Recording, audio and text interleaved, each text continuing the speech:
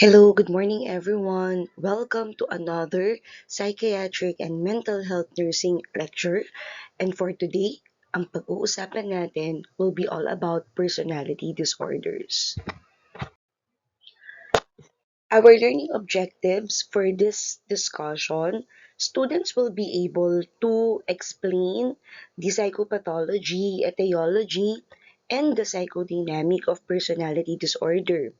We will identify the different types of personality disorder, differentiate all of those identified types. We will be able to recognize what are the appropriate and recommended treatment and management for clients diagnosed with this mental illness.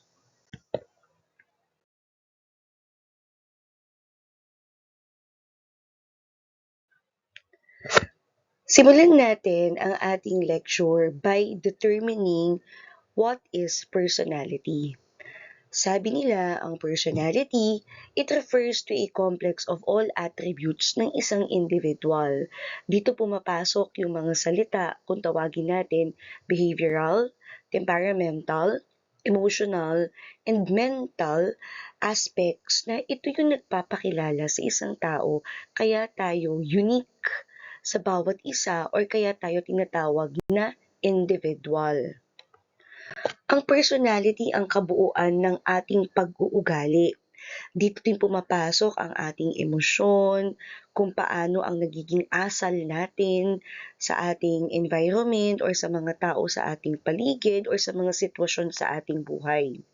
Ito ang dahilan kung bakit tayo naiiba or natatangi sa bawat isa.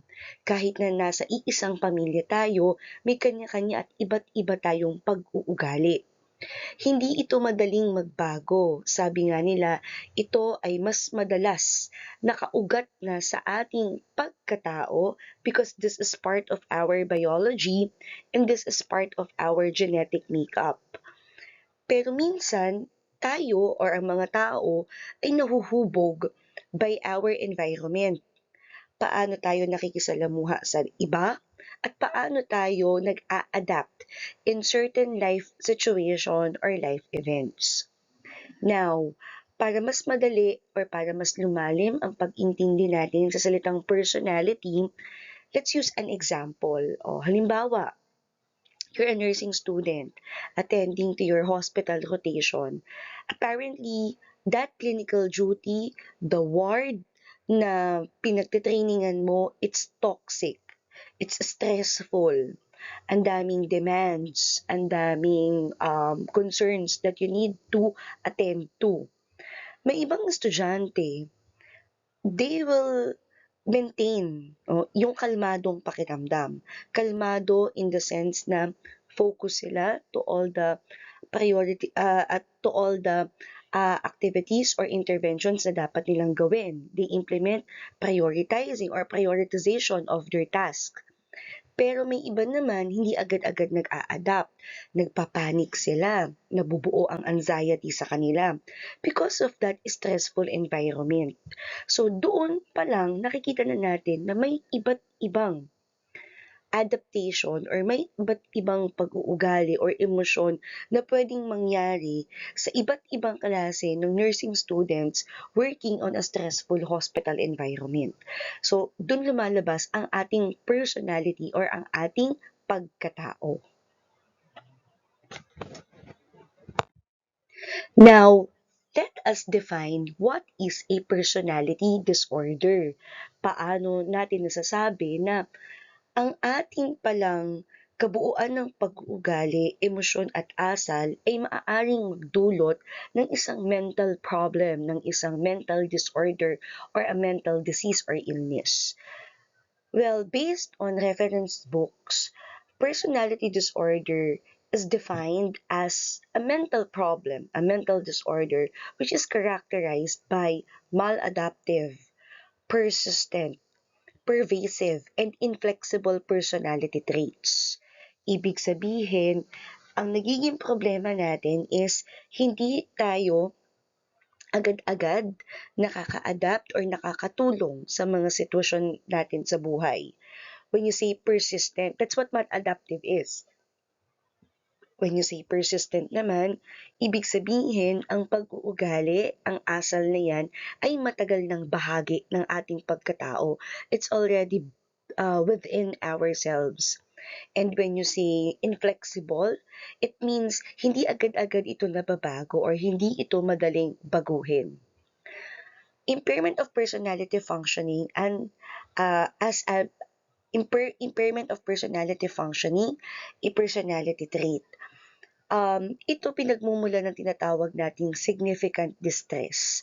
Mas madalas, ang personality kasi ng isang tao nagsisimula at the age of 18, pero this type of disorder, karaniwan nagsisimula ito from adolescence at tumatagal ito habang tayo nagiging adult or habang tayo napupunta na in adulthood. Nga lang, not only adolescents but other people, other cases at early childhood, nakikita na natin yung onset nila. This type of mental problem is stable and long duration, and it persists throughout young and middle adulthood. Minsan, may iba nagbabago ang kanilang personality or yung kabuuan ng kanilang ugali or ng emosyon once they reach the age 40s to 50s. May tinatawag tayong ego syntonic. Ang ibig sabihin nito, mas madalas hindi nila alam na may problema within themselves or may problema mismo sila sa kanilang sarili. That's what ego syntonic means or ang ibig sabihin ng salitang yan.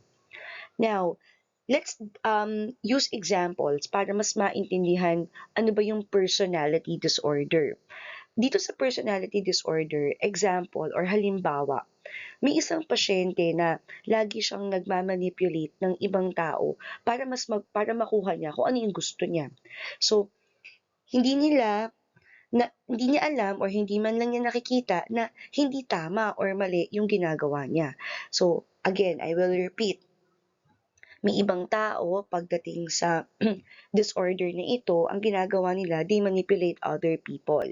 Another example, halimbawa, merong nursing student na palagi niyang inaaway yung ibang kaklasmate niya or kasama niya sa group in every task or in every group work. Kasi ang mas gusto niya, siya yung masusunod or siya yung magiging leader. Without him or without her noticing na hindi tama yung ginagawa niya, na nakakasakit na siya ng ibang tao or ng iba pa niyang kaklasmate or ng ibang nursing student. So, ibig sabihin, pagdating sa personality disorder, majority or most of our clients, they are not aware na may problema sila sa sarili nila. Kaya, wala silang emosyon or pakiramdam pagdating sa inappropriate behavior na pinapakita nila.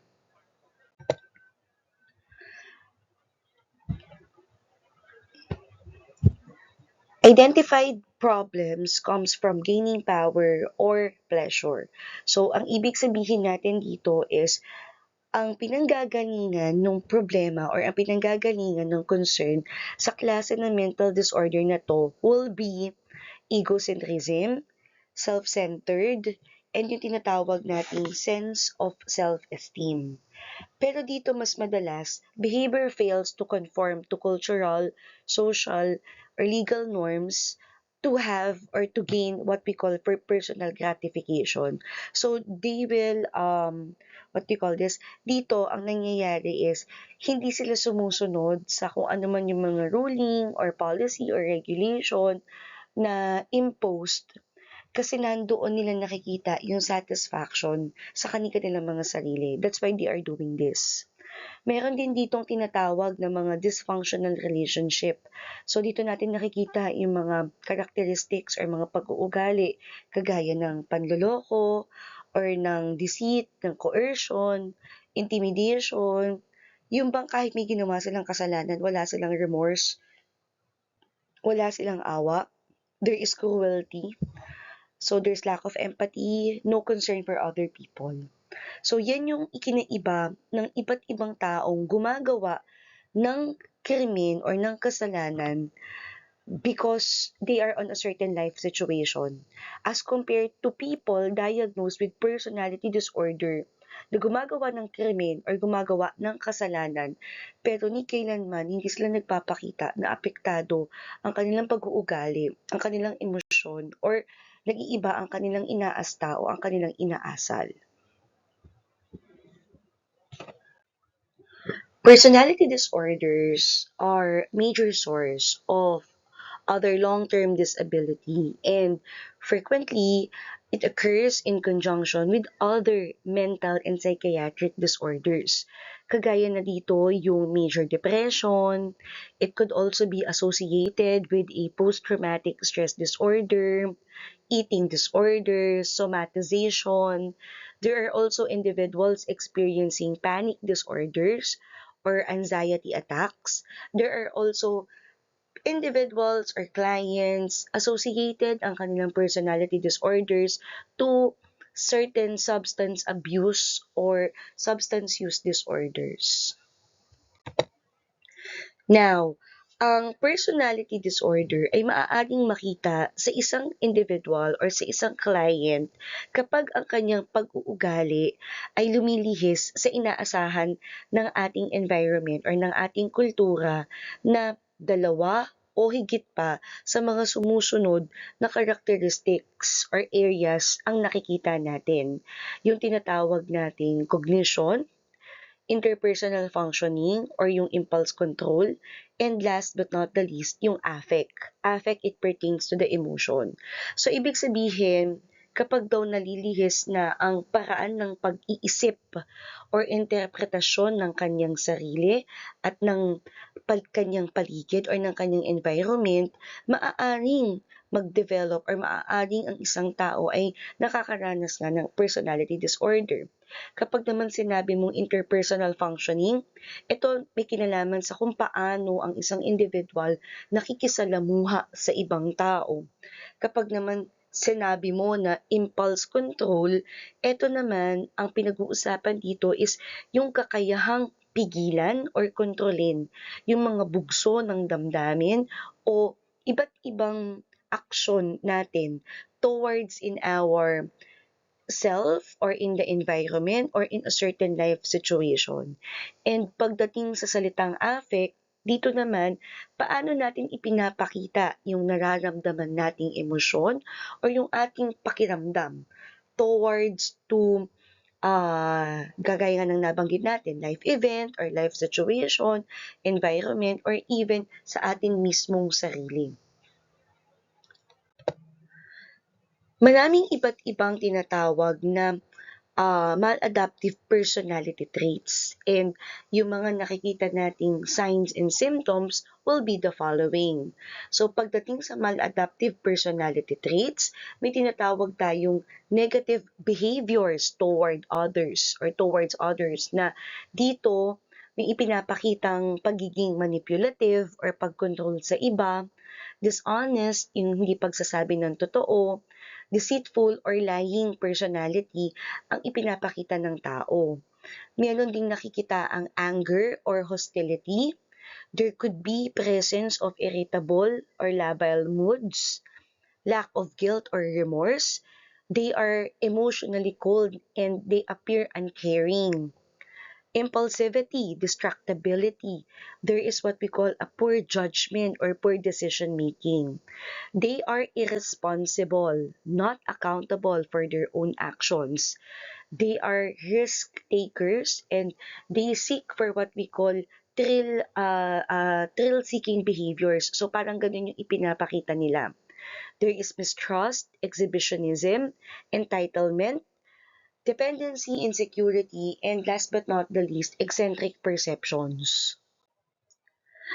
Pagdating sa pinagmumulan ng sakit na personality disorders, ito ay nahahati into biological and psychodynamic factors. Now, let's talk about the biological factors. Under the biological factors, it simply explains that the problem is already present in the body or in the system of an individual. Pwede kasi it's already part of the person's DNA or genetics na hindi na natin to totally mababago kasi bahagi na talaga siya ng kanyang pagkatao. It's part of the person's body system, nasa mismong sarili na niya. When you say temperament, it means it's a biological process. Ang ibig sabihin nito, mga traits na maaaring makita na natin at a young age. Mas madalas sa edad na 2 to 3 years old, nakikita na natin itong mga manifestations na to. And when we talk about temperament, it is identified as the four traits of an individual. That could be harm avoidance, novelty seeking, reward dependence, and persistence. Now, let us use this table to determine ano ba itong mga temperament traits na ito. Ibig sabihin nga natin, ito yung mga maaaring present na sa pagkatao ng isang tao, at we saw this from a very young age pa lang. There is what we call harm avoidance. Ang usapin ng harm avoidance, dito, pinag-uusapan natin yung pagdating sa presence ng danger in our environment. May mga individuals, they are identified as high harm avoidance. Ang ibig sabihin nito, mas madali silang kinakabahan, mas madali silang natatakot sa mga tinatawag nating uncertainty, merong hiya or shyness, meron ding pinapakitang pag-uugali na mabilis silang napapagod or hindi sila agad-agad nag-a-adapt. Yun yung problem natin in this group of people. I'll give you an example. Yung mga nursing students, halimbawa, takot na takot sila every time that there will be a reporting. Kasi ang tumatakbo sa kanilang isipan, pwede silang magkamali or pwedeng hindi tama yung sinasabi nila. Kaya mas nangingibabaw yung fear or anxiety sa kanila. In opposite of the high harm avoidance are what we call low harm avoidance. Dito naman, ang nagiging problem natin, a person or the individual, they are carefree, they are outgoing. Hindi sila aware sa kung anumang danger na pwedeng mangyari sila or they do not care at all.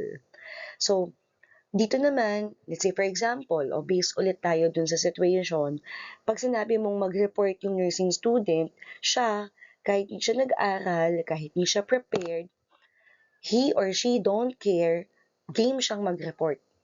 So, bato mo yung topic sa kanya, the person will deliver it. He don't care or she don't care what will be the comment against sa performance niya or wala siyang pakialam if mapapahamak ba siya or hindi. Next is what we call novelty seeking.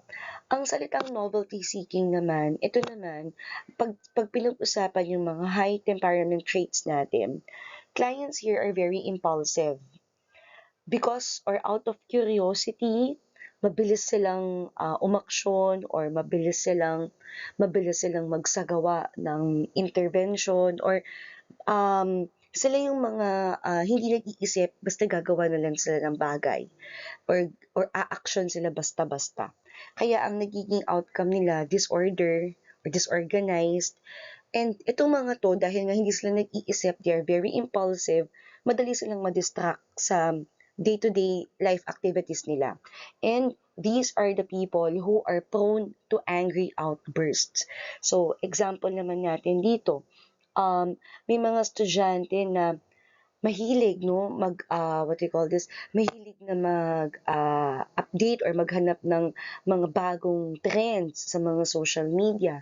Tapos yun yung mga ginagawa nila without thinking the negative or the positive effects. For the opposite of the low novelty seeking, ito naman, ang mga nakikita naman natin dito, yung ipinapakitang pag-uugali ng tao is more on reserved, sila mas maayos or there is organization or orderliness within themselves. They can tolerate monotony. So, sila naman yung mga tao na kontento na sa kung ano yung routine nila. They don't seek for updates, for mga bagong kailangang gawin. Basta kontento na sila sa routinary activities na ginagawa nila. Slow-tempered itong mga to, sabi nga natin, stoic itong mga taong to. And they are reflective and mas reserved yung personality nila. So hindi sila open for changes. They are not they don't adapt easily. Next group, we have the reward dependence. Ang reward dependence naman, for the high group of individuals, sila naman yung mga sensitive. But they are sociable, they overly dependent with the approval of other people. So, ibig sabihin nito, may nakasalalay lagi yung kanilang mga decision making, even their choices with other people. Yan. So, ito yung mga klase ng individual. Let's use an example. Yung lagi nag-aantay or naghihintay ng komento sa kanila. Let's say a nursing student waiting for comment of a clinical instructor na very good or good job or job well done yung ginawa niyang intervention towards sa kanyang pasyente. Pagdating naman dun sa low reward dependence, eto naman yung mga klase ng tao na they appear cold, they are socially insensitive, there is what we call indifferent sa pagiging mag-isa nila, there is also social withdrawal or detachment or yung tinatawag nating aloofness. So dito ang ipinapakita naman nila, kahit walang papuri or kahit walang komento sa ginagawa nila, they will just carry on with their task. Kahit na hindi sila napupuna, na halimbawa tama or hindi tama yung ginagawa nila, they don't care. They will just do their job. Kasi for them, what's important, gagawin ko yung task ko and my goal is to finish that task. I don't care what will be your comment or your opinion or your uh, grade towards to my intervention or towards to my action. And last part of the fourth temperament traits is what we call persistence. Ang persistence naman, ito yung mga naipapakita nating characteristics or naipapakitang characteristics for individuals with high persistence. Sila yung mga hardworking. Sila yung mga ambitious. Hindi sila sumusuko kahit gaano pa kahirap yung task. So, dito halimbawa, yung estudyante na kahit hindi sumasampa sa passing score or sa passing grade yung kanyang major examination, long test or quizzes, uh, tuloy pa din siya sa ginagawa niya na task na pagre-review or pag-aaral or pagbabasa ng lectures. Mas lalo na nagpapakita pa din siya na siya ay nagsusumikap. Pagdating naman dun sa opposite, sila naman yung mga inactive, indolent. They are erratic and unstable. And ito yung mga mas madalas nagpapakita ng pag-uugali na madaling sumuko. Yung hindi talaga sila nag-i-strive to be better or to achieve higher grades or achieve higher goals. Yan. So they let themselves fail. Ito yung alam na nilang bagsak sila but they will not review or they will not exert an effort para lamang tumaas or makapasa. Now, there are also other biological factors na ang kinalaman dito is imbalance of what we call neurotransmitters. And pagdating sa personality disorders, ang mga apektadong neurotransmitters dito are serotonin, dopamine, and the norepinephrine. So, ito yung mga neurotransmitters natin na may kinalaman pagdating sa ating mood, pagdating sa regulation or controlling our emotions. Pero may mga iba ding studies proved na may kinalaman din yung tinatawag na hormonal factors. Kaya nagkakaroon ng mga tinatawag na aggressive, impulsive behaviors, or may mga individual identified as pleasure-seeking. Ibig sabihin, for aggressive behavior, ito nangyayari, it's because sa sistema ng isang individual, merong increased levels of what we call androgens. For impulsive behavior naman, tumataas din yung hormones ng isang patient or client such as the estrogen and the testosterone levels.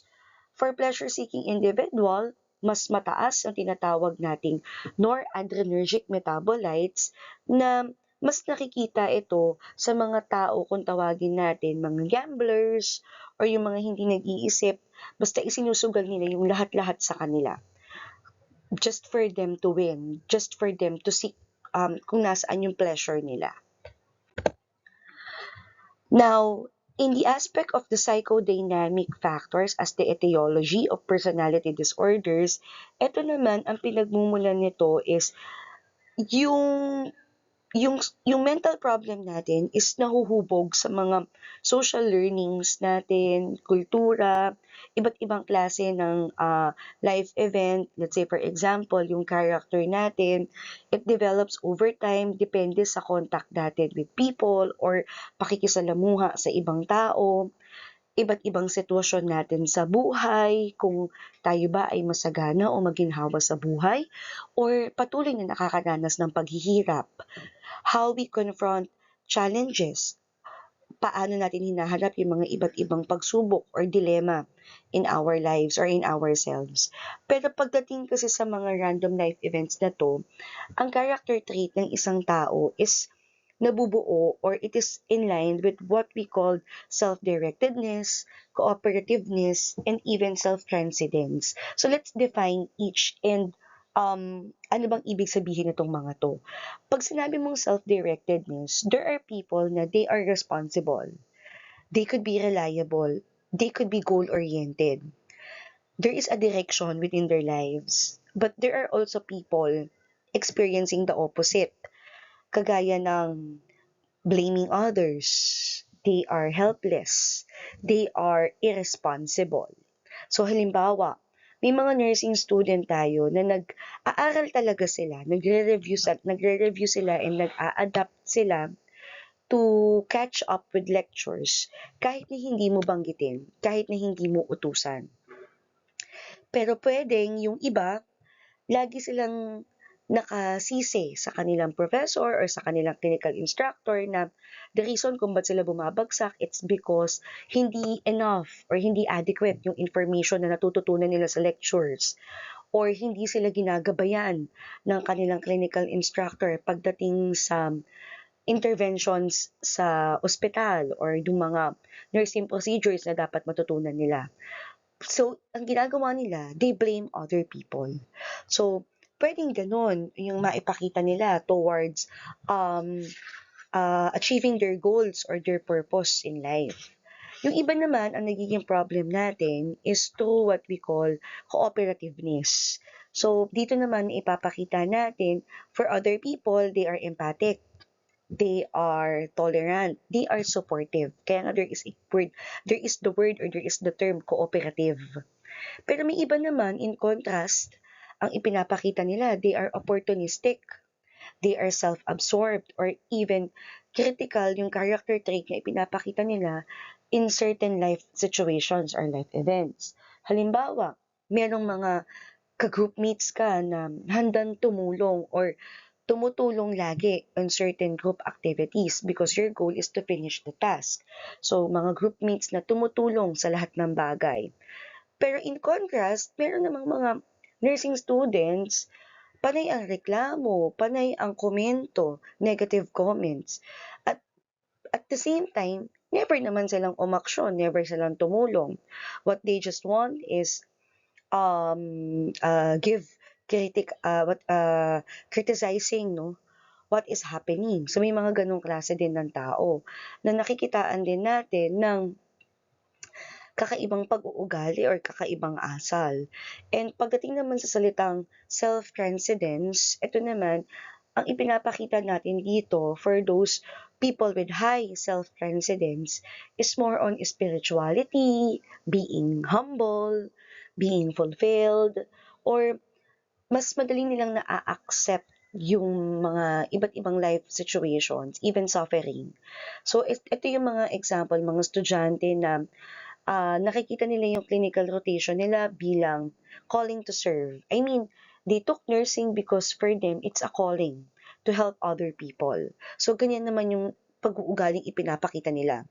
But for others, kaya sila nag-nursing, it's because nakikita nila na mas mabilis kumita ng pera sa profession na 'to. I mean, with this type of profession, I will take nursing or I will study nursing kasi this could be my stepping stone to go abroad or to go outside the country. So, parang gano'n. So, ibig sabihin, for people with low self-confidence, ang mas nakikita nila is more on a materialistic aspect. At the same time, they are controlling. And ito yung mga tao na ang pag-uugali nila, hirap na hirap silang tanggapin ang kanilang failure, ang kanilang loss, and worst is, mahirap tanggapin para sa kanila yung pagkatalo, pagkabigo, and even death. Pwede din ang mangyari for the psychodynamics could be our experiences or yung mga natututunan natin sa buhay with the presence of our family, of our peers, of our friends, and other people. That could be our classmates, that could be our patients, that could be our professors or our clinical instructors or within our community. So ito yung ipinaliwanag natin ng mga iba't ibang character traits. And these are the different areas where I explained and cite examples for you to differentiate self-directedness, cooperativeness, and self-transcendence. Now, let us move on with the different clusters or the types of a personality disorders. This mental illness or this mental problem is recognized based on the behavior, the emotion, and the tolerance of a certain individual. There are three clusters, cluster A, cluster B, and cluster C. We will define and determine each cluster and their identified subcategories on the next succeeding slides. So let's begin with cluster A. Ayan. So, tinatawag nating cluster A are those individual recognized as odd or eccentric behavior ang kanilang mga ipinapakita. Ito ang mga klase ng personality disorders are identified as paranoid personality disorder, schizoid personality disorder, and your schizotypal personality disorder. Let's start with the paranoid personality disorder. Ito yung kung tawagin natin mga suspicious individual. Pag sinabi mong paranoid personality disorder, there is what we call a persistent pattern of distrust and suspicion that negatively affects the person's ability to make or maintain relationships with other people. There is what we call difficulty in maintaining relationships. Please highlight those words. Difficulty in maintaining relationships. Mas madalas ang naipapakitang signs and symptoms dito is yung walang tiwala or hindi nagtitiwala, may pagdududa sa ibang tao. There is also what we call a guarded behavior because as much as possible, they want to protect themselves and there is a restriction pagdating sa kanilang emotion. So, laging may mistrust at suspiciousness pagdating sa ibang tao. Dito, for example, yung client natin, iniisip nila na may masamang gagawin yung mga healthcare providers, kagaya ng mga nurses or ng mga doctors sa kanila kahit na simpleng medication administration lamang yung gagawin ng nurse. Halimbawa, magpapainom ka ng tablet or magpapainom ka ng capsule which is part of the treatment or management ng condition niya, ng health and mental condition niya. Para sa tao na may paranoid personality disorder, yung ipapainom sa kanya is something that will cause harm sa kanyang sarili or pwedeng ikamatay niya or pwedeng magdulot ng hindi maganda sa kanyang katawan. Kasi nga laging may pagdududa sa mga klase ng tao na ito. So, paranoid personality disorder. The next one, the next one will be the nursing intervention. So, paano natin i-manage yung mga taong may tinatawag nating paranoid personality disorder? So, isa sa mga importanteng action natin will be serious and straightforward approach. You tell them what you need to do. You tell them what are the substances that you are giving to them. Let's say, for example, if the tablet is an anti-anxiety drug, gamot para tulungan siyang kumalma, sabihin mo sa kanya that that tablet will help the person calm down. Teach patient to validate their ideas before taking an action. Let them know or allow them to reflect ano ba yung iniisip nila bago nila to gawin or bago nila ito i-implement. Involve patients in treatment planning. That's very important. Ito makakatulong mawala yung pagdududa kasi they are aware what will be their management. Ano ba yung gagawin nating intervention to help them regulate their emotion, improve their mental status, improve patients' functioning in the community. Laging importante yung involvement ng client natin kasi dito mas nabibuild yung confidence nila, yung tiwala sa kanilang sarili, and most importantly, tiwala with other people. And lastly, assist clients in finding case manager. So, pagdating sa mga tao may paranoid personality disorder, involving them is one of our highlights, one of our priority. Being honest, being straightforward, and serious in our approach will also build trust among this group of individuals. The second one are what we call schizoid personality disorder. Ito naman mas madalas kung tawagin natin mga asocial individuals. Dito, there is what we call detached or detachment sa social relationships. Wala talaga silang emosyon at all. Kaya nga dito sa picture, if you will see the picture, the person is drawing or creating a box excluding himself from the society. Ang mga pag-uugaling ipinapakita dito, ang pasyente or ang tao, siya ay merong cold personality. He or she is uncaring, bibihira siyang mag-enjoy sa mga ginagawa niya sa buhay or mga activities niya sa buhay. So, for example, meron kang classmate na hindi sumasama sa mga group activities, even having lunch, no? Mas gusto niya mapag-isa, mas gusto niya tahimik lang, wala siyang pakialam whether it is needed or not, hindi siya makikibond sa ibang tao. So, mas prefer niya siya lamang mag-isa. There are signs and symptoms kagaya ng restriction sa kanilang emotion, aloof or indifference, appearing emotionally cold, uncaring and feeling, rarely experience enjoyment, indecisiveness, and lack of future goals or directions in life. So, itong mga tao na schizoid personality disorder, mas magiging kapaki-pakinabang sa kanila if we will improve clients' functioning in the community, involve them in activities para mas matuto silang makisalamuha with other people. Assist client in finding a case manager to establish relationships, obtain services and healthcare, even manage finances or their funds or their budget. The third and the last category under cluster A is your what we call schizotypal personality disorder. Schizotypal are the weird ones. Weird.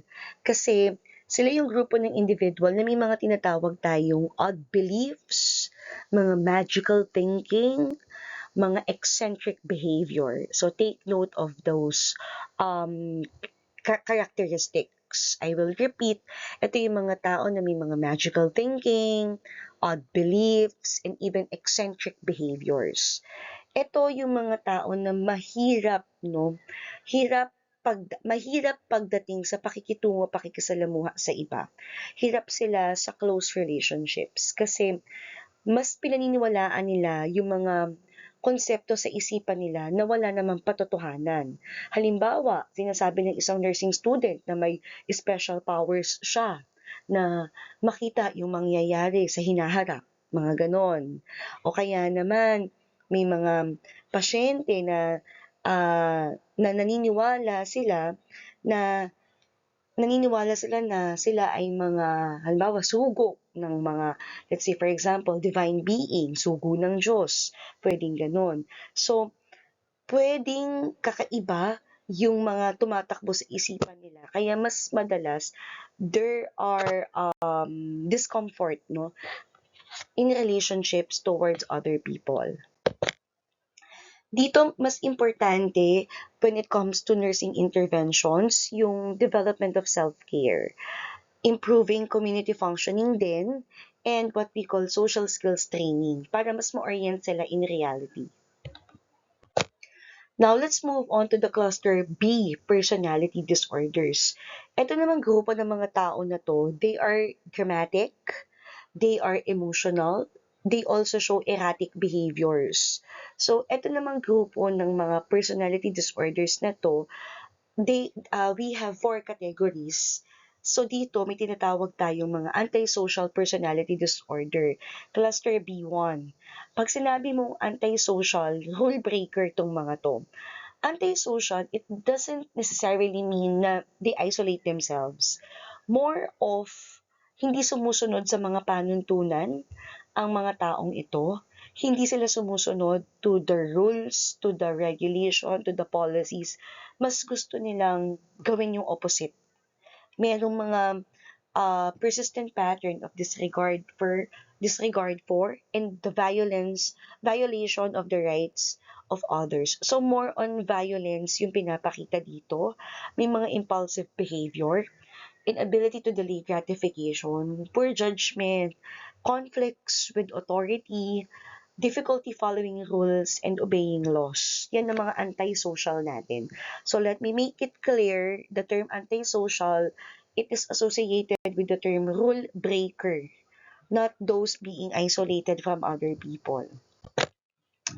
Now, ang mga antisocial personality disorders, mga nagpapakita to ng mga signs and symptoms in continuation, kahit na gumawa sila ng krimen, they will not feel any remorse.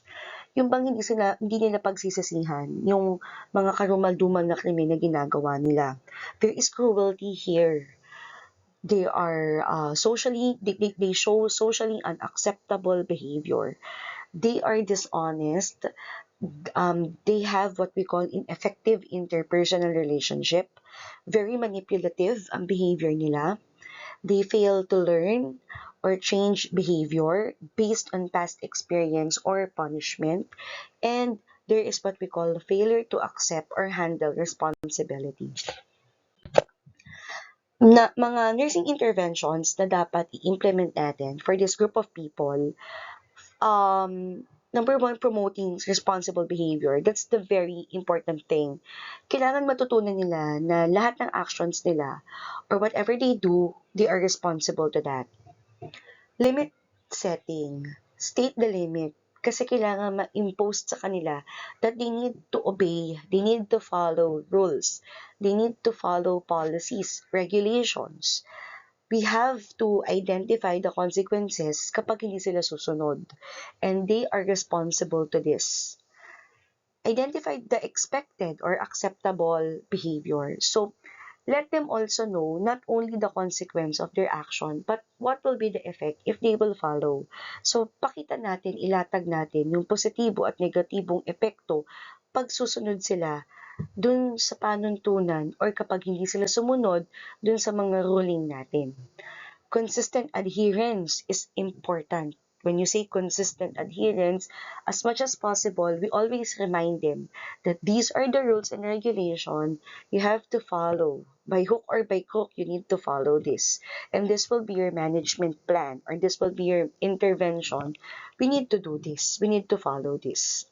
Confrontation is very important part of the intervention kasi when you say you confront the patient, you point out the problem, you point out the negative behavior immediately para mas ma-realize nila hindi tama yung ginagawa nila. Keep the client focused on themselves. Huwag nilang pakialamanan yung nangyayari with the surrounding or with other people. Let's start within themselves. Sa sarili muna nila. Hayaan nating maiparealize sa kanila what are their actions, what are their behaviors, para ma-correct agad natin if they are not following. Help clients solve problems and control their emotions. Effective problem-solving skills is also important. It will help decrease impulsivity, express the negative emotions. Do not suppress the negative emotions. Kung nakakaramdam ng galit, nakakaramdam ng inis or ng dissatisfaction, hayaan mo. If there is a frustration, it's okay. You validate those emotions. Do not suppress them. Hayaan mong ilabas nila iyon. Take a time out from stressful situations para makapag-isip, breathe out, breathe in. Ibig ko sabihin, allow them to do breathing techniques, no? Para mas lumawak at mas maging malalim yung pag-intindi nila sa certain situations. Improve role performance, identify barriers to role fulfillment. Kasi itong mga barriers na to will help them reach their goals kasi once they identify the barrier, may iwasan nila, ma-address agad nila. Decrease or eliminate use of drugs and alcohol. As much as possible, we will not allow them to use destructive coping mechanism and we will lead them to the constructive ones, yung mas makakatulong sa kanila. Not through these different vices na gagamitin nila to face their problems. The second group of cluster B personality disorders are what we call the borderline personality disorders. The borderline personality people are those we identified as ambivalent or ambivalent. Eto namang grupo na to, mas madalas ang mga mood swings nila. Meron sila ditong tinatawag na mga takot, takot when it comes to abandonment, unstable relationships, very impulsive, or minsan may tinatawag tayong self-harm sa grupo ng individuals na ito. Halimbawa, para mas maintindihan yung mga borderline personality people or individual, halimbawa, merong isang tao na sobrang close sa isa niyang kaibigan na kapag yung kaibigan niya na to may ginawang hindi niya nagustuhan, bigla-bigla siyang nagagalit or bigla-bigla niyang pinuputol yung ugnayan niya sa taong to. So, kumbaga bigla-bigla silang nagiging FO or friendship over agad-agad sila. There is impulsiveness, no, among this group of people. Most of the signs and symptoms na ipinapakita nila are unstable relationships, there is a self-image, affect, impulsivity, and there is also what we call self-mutilation. So, ito yung mga iba't ibang trial stage kapag nagda-diagnose tayo ng BPD or what we call the borderline personality disorders. Sabi ng DSM-5, 4 or more of the following 7 characteristics. At least one of these must be impulsivity, risk-taking, or hostility. So, kapag daw 4 sa 7 characteristics na to present in an individual, especially if isa sa 4 na yon will be impulsivity, risk-taking, or hostility, itong tatlong nahuhuling ito, it could be a person suffering from a borderline personality disorder. So again, I will repeat, traits based on DSM-5 will be emotional lability, anxiousness, separation anxiety, depressivity, impulsivity, risk-taking, and hostility. Now, the nursing interventions for this group of individuals, it could be number 1, promoting clients' safety. Dahil nga may self-harm ang clients natin, we have to discuss self-injury. All those thoughts or urges na umuusbong sa kanilang mga isipan upang saktan ang kanilang mga sarili. Safe expression of feelings and emotions is also important. Helping clients to cope and control their emotions. Dapat ma-recognize agad nila yung nararamdaman nilang emosyon. Moderating emotional responses. Pwede silang gumamit ng journaling or diary na kung saan doon nila pwedeng isulat or ilipat yung mga kanilang nararamdamang emosyon, decreasing impulsivity or even delaying gratification.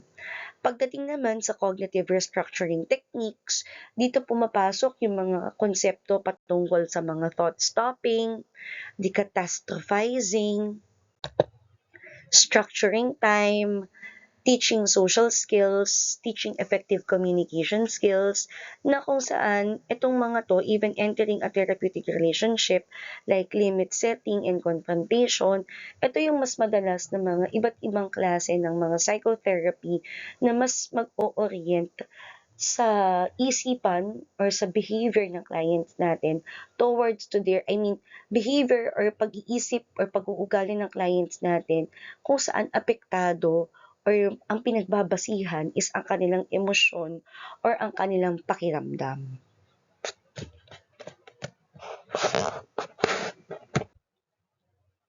For the third group of clients under Cluster B personality disorders, ito naman yung tinatawag natin ng mga histrionic personality disorders.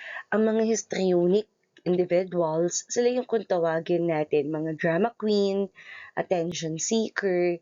Sila kasi yung may mga ipinapakitang persistent pattern of excessive emotionality and attention seeking. Laging ang gusto nila, ang atensyon ay nasa kanila. Mas madalas exaggerated ang kanilang pananalita, colorful at theatrical ang kanilang appearance or ang kanilang mga naipapakita. Masyadong dramatized yung mga emosyon or behavior ng clients natin nito, kahit na relatively minor occurrences lang naman ang mga nangyayari in their lives.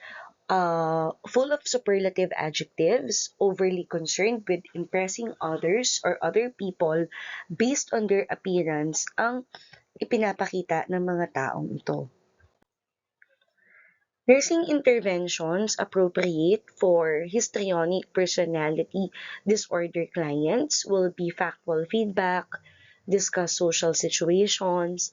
We can teach them social skills, and at the same time, we can do role-playing activities specifically for those skills in a safe and non-threatening environment.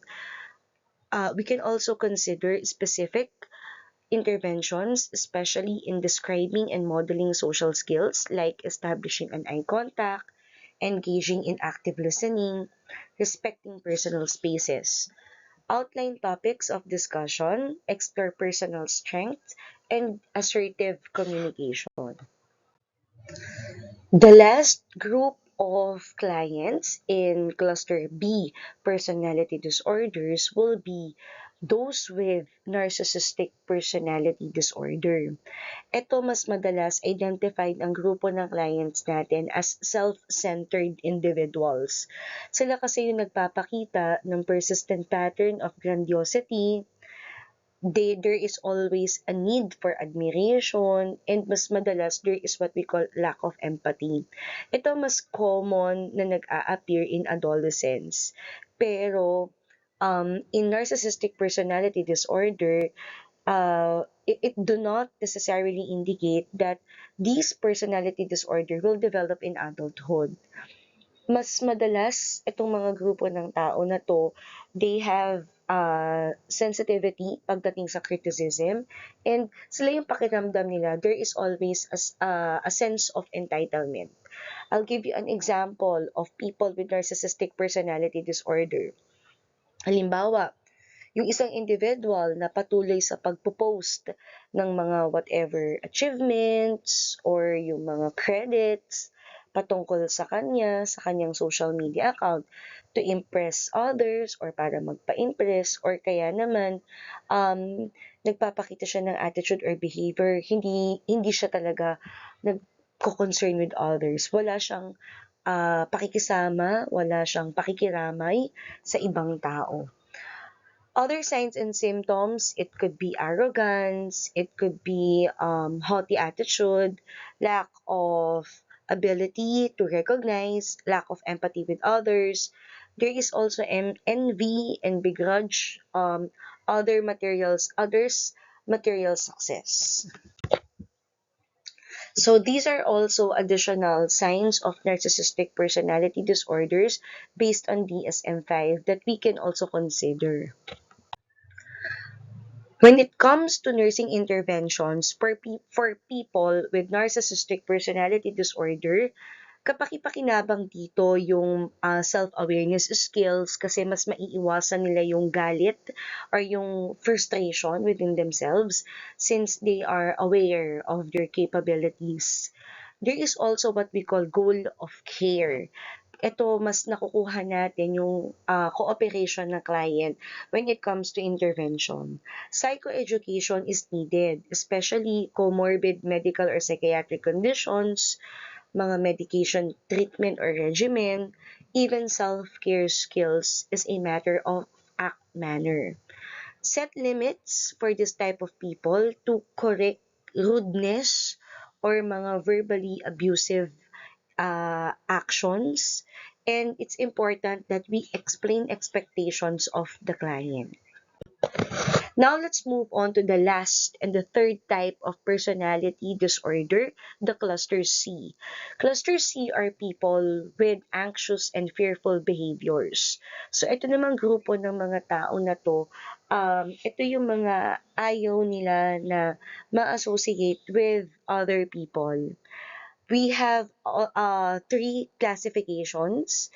The first one are the avoidant personality disorder clients. Avoidant, these are the people, kung tawagin natin, may tinatawag na fear of rejection. Sila yung may ipinapakitang pervasive pattern of social inhibition and hypersensitivity to negative evaluation. There is also what we call feelings of inadequacy. Fear of others' judgment ang nararanasan nila. So, ayaw nilang mapulaan, ayaw nilang masabihan ng hindi maganda ng ibang tao. Kaya kapaki-pakinabang dito ni intervention will be support and reassurance, cognitive restructuring techniques, and promote self-esteem. So these are the different symptoms of avoidant personality disorder. So dito mas madalas merong isolation over social situations, may pagka-low esteem ang tao, difficulty in having close relationships, hypersensitivity to criticism, ayaw nilang masasabihan lalo na ng hindi maganda, and intense fear of rejection. The next group of people naman, or the next cluster, or the next classification under cluster C, is what we call dependent. This is dependent personality disorder. For the dependent personality disorder, ito naman ang tao, there is what we call fear of being alone. There is a pervasive and excessive pattern of need to be taken care of that lead to submissive and clinging behavior. Excessive need to be taken care of. Ito mas madalas ang intervention na advantageous for this type of clients will be foster clients, self-reliance, and autonomy. Teach problem-solving skills and decision-making skills, and cognitive restructuring techniques. At ang pinakahuli sa lahat ng personality disorders are what we call the obsessive-compulsive personality disorder clients. Ito naman yung mga taong takot, no? Mawalan ng control. Fear of losing control. Takot mawalan ng control. There is a pervasive pattern of preoccupation with borderline perfectionism and mental and interpersonal control of the expense of flexibility, openness, and efficiency. There is what we call rigid in the ways of their actions. There is also, pagdating sa nursing interventions, ito yung mga tao, mas nagiging kapaki-pakinabang sa kanila yung negotiation with others. So we encourage negotiation with others, assist in making timely decisions and completing their task or their work, and even cognitive restructuring techniques. Now, it's important that we differentiate obsessive compulsive disorder over obsessive compulsive personality disorder. Ang pinagkaiba ng dalawang yan, ang OCD, it's a mental problem marked by recurrent, intrusive, unwanted thoughts and repetitive behaviors. Repetitive behaviors, take note of that. Pagdating sa OCPD, obsessive compulsive personality disorder, it's a disorder na ang isang tao or ang individual, they always want to be to be in control. So, ito yung mga taong na may strict orderliness, may pagka-perfectionism. Yung isa kasi, yung obsessive-compulsive disorder, ito, it's a fluctuation of anxiety. Signs and symptoms are associated with anxiety. Not being perfect, but more on takot, pangamba, worry, ang nangingibabaw sa kanila. Kaya nagkakaroon sila ng paulit-ulit na ginagawa. So, those are the difference of the two. Now, these are the different signs of OCPD, obsessive compulsive personality disorder. There is what we call organization, perfectionism, attention to detail, frequent list making, rigidity, devotion to work, social isolation, formality, frugality, and even hoarding. Now, how are we going to manage or what will be the appropriate treatment for personality disorder? So, ang mga ikino-consider nating factors pagdating sa mga nursing interventions or the strategies to implement will be number one, the type and the severity of the disorder. Anong klaseng cluster ba ang nararanasan ng client natin? And when it comes to the clusters, anong classification, anong type ng personality disorder yung nararanasan nila and how severe it is. Second is the amount of distress. It's important na ma-consider natin yung gaano ba kadami yung hinaharap nilang challenges. And is there a functional impairment that the client experience? Apektado na ba ang activities of daily living ng client natin? Pagdating naman sa personality disorder, hindi ito nalalayo with other mental problems natin. How we address other mental problems. Of course, we'll use the drugs or what we call the psychopharmacology and the psychotherapy. Pagdating kasi sa gamot or sa psychopharmacology natin, ang paggamit ng gamot ay nakabatay pa din sa signs and symptoms ng clients natin. So, hindi ito exactly to the type of personality disorder. I will repeat. We will not consider the type of personality disorder, but what we will consider here is the signs or the symptoms that the clients experience. So, dito, pagdating sa categorization ng gamot na pwede mong ibigay for client with personality disorders, these could be your antipsychotic drugs that will help address psychotic symptoms, kagaya ng hallucinations, ng delusion.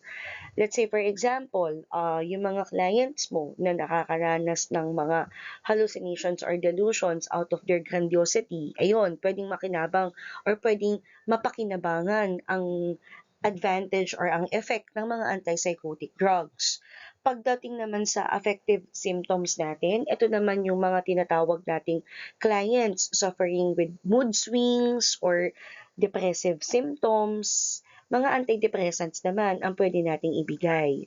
For mood dysregulation, kagaya ng mga dito pakisulat, mga emotional lability, or mga impulsivity, makikinabang dito will be those clients receiving lithiums as your mood stabilizer. And for aggression and behavioral dysfunction, mga kagaya ng hostility and even risk-taking, pwede din natin bigyan ng mga gamot para mapakalma ang clients natin and control their aggressive behaviors. So yan, so kagaya nga ng nabanggit ko, for those patients na may impulsive or aggressive behaviors, pwedeng mga lithiums or yung mga anti-anxiety drugs natin. For depression or anxious patients, pwede nating bigyan ng selective serotonin reuptake inhibitors or yung mga SSRIs natin or your antidepressants. Or yung mga may mga paranoid, odd beliefs, kagaya ng mga schizotypal clients natin, pwede nating bigyan ng mga antipsychotics.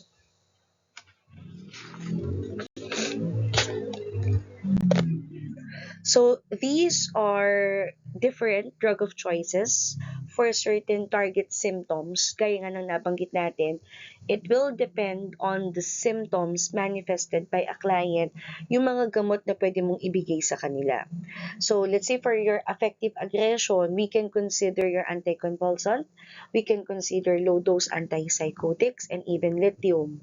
For predatory, yung mga merong cruelty or hostility na ipinapakita or mga organic like aggression, pwede silang bigyan ng mga lithium or pwede nating bigyan ng antipsychotics, mga anticholinergics like your donepezil, even your TCA, imipramine or yung tofranil.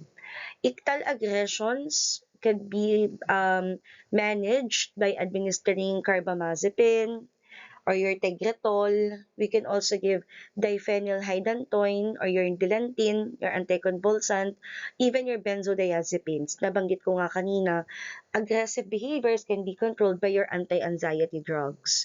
For your mood dysregulation, we can consider lithium, carbamazepine, and antipsychotics. For symptoms kagaya ng emotional lability, for your atypical depression or dysphoria, we can benefit from the effects of MAOIs, your SSRIs, and even some of your antipsychotics. Like your atypical antipsychotics, sila risperidone, olanzapine, aripiprazole, ayan, binibigay yan sa kanila. For emotional detachments, we can also benefit from your SSRIs and atypical antipsychotics. Those having anxiety, especially chronic cognitive symptoms, we can benefit from SSRI, MAOIs, and benzodiazepines. For chronic somatic symptoms, patients can receive MAOIs or SSRIs. For severe anxieties, MAOIs or even low dose of antipsychotics. Psychotic symptoms, nabanggit ko na nga din to kanina, this could be from our antipsychotic drugs. But nowadays, we're using the atypical antipsychotics. Now, on the other half of management, we can consider psychotherapy.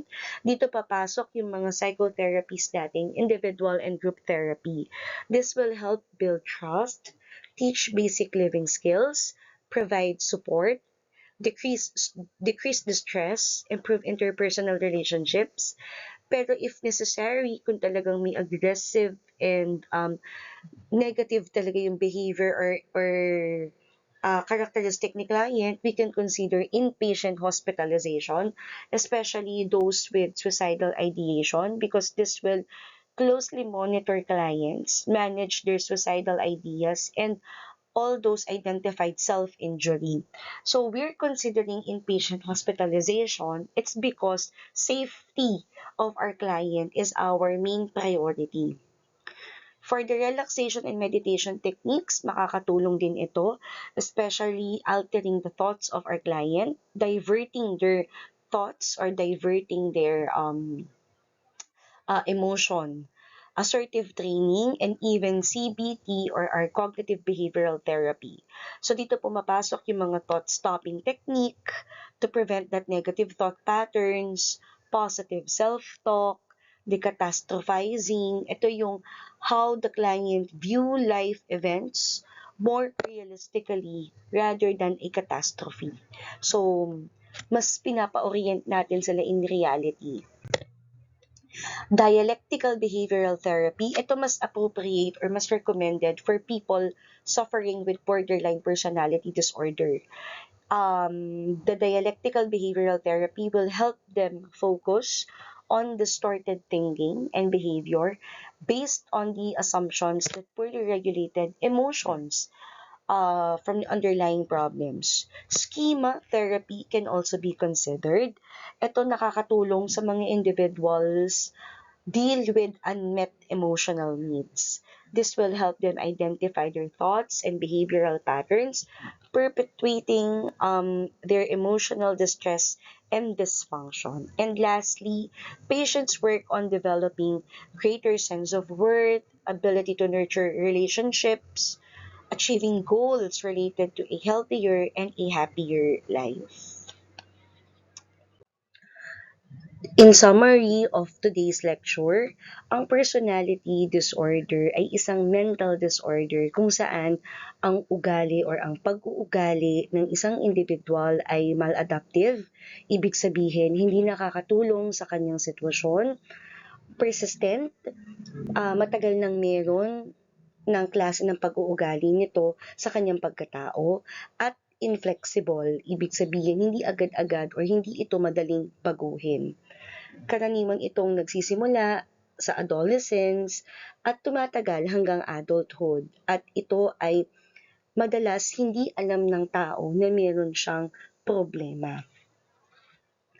Ang pag-diagnose ng personality disorder ay nakabatay sa iba't ibang apat na domains, kagaya ng cognition, ng affect, ng interpersonal and impulsive control, at may tinatawag tayong mga temperament traits. Pagdating sa pinagmumulan ng personality disorder, ito ay nahahati into biological factors and psychodynamic factors. Ang personality disorder ay mayroong tatlong iba't ibang cluster. Cluster A, yung mga odd eccentric behaviors. Dito ipinapakita yung mga tao kung tawagin natin paranoid personality disorder clients or yung may mga suspiciousness. Schizoid personality disorder clients, kung tawagin natin mga asocial clients. Schizotypal personality disorder patients or yung mga kung tawagin natin weird clients. Under cluster B naman, these are the people showing dramatic, emotional, erratic behaviors, and may apat tayong category dito. Antisocial personality disorders, the rule breakers, borderline personality disorders, your ambivalent, histrionic personality disorders, the drama queens, the attention seekers, and the narcissistic personality disorders, those self-centered individuals. And meron tayong tinatawag na cluster C, the last and the third cluster of personality disorder, which are your anxious, fearful clients. Sila yung mga meron tinatawag na avoidant, dependent, and obsessive-compulsive personality disorders. Those with fear of rejection, fear of being alone, and fear of losing control.